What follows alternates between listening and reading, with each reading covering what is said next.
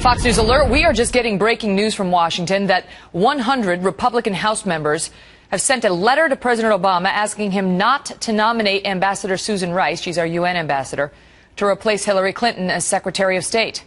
Writing in part, quote, Ambassador Rice is widely viewed as having either willfully or incompetently misled the American public about the Benghazi matter.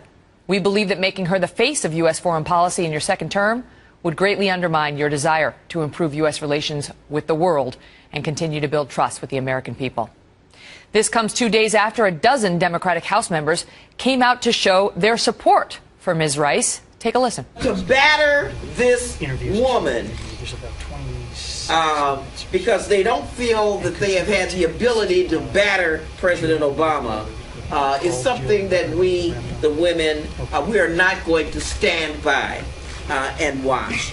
We will not allow a brilliant public servant's record to be mugged to cut off her consideration to become Secretary of State. Here now is the woman you saw moments ago, Eleanor Holmes Norton, who's a delegate to the U.S. Congress representing Washington, D.C. She was at that news conference.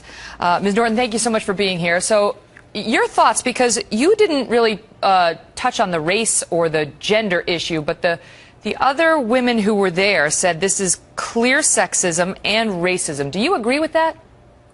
Oh, I certainly don't. I don't call out sexism or racism unless I have some evidence. I can see why some would believe that.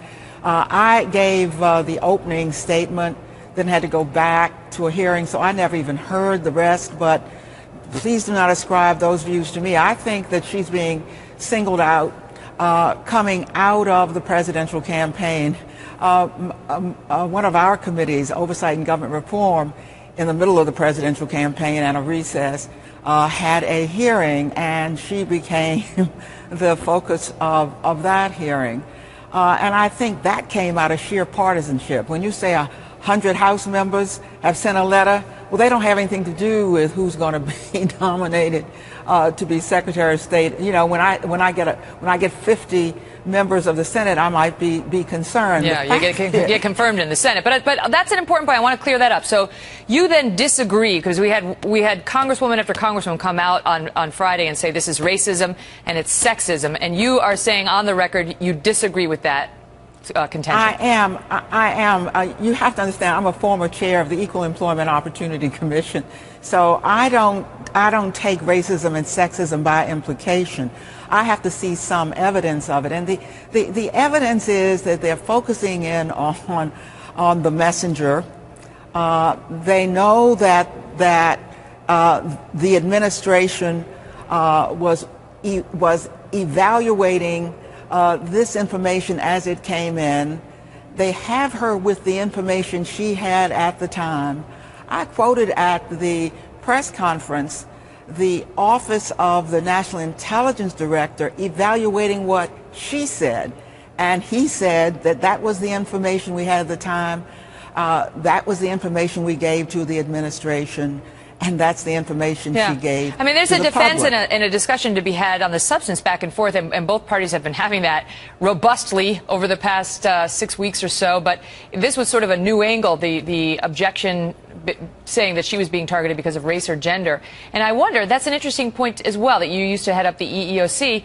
Do you think that these claims, you know, to sort of go to the race place or go to the gender place, undermine her, Susan Rice, undermine her? I mean, you know, do we have to have women and women of color be able to go out there and take their licks, you know, on the substance, or not, you know, just based on the substance of what they say? As I understood it, this was a very hurried press conference. It was Friday. People were getting ready to go home, so they got together. Who cared, I suppose, about it most? I can tell you without fear of contradiction that I think at least most Democrats, and I believe some Republicans in the House, would say that there are two investigations going on. Perhaps we ought to treat this matter the way Democrats treated 9/11.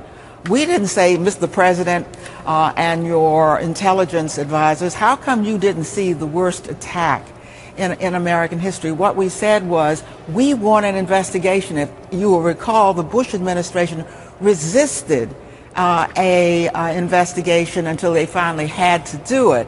That, it seems to me, is where the issue should be, and there are real issues here. Yeah. Where was the security? Why was the ambassador allowed to go to an outpost that was completely undefended?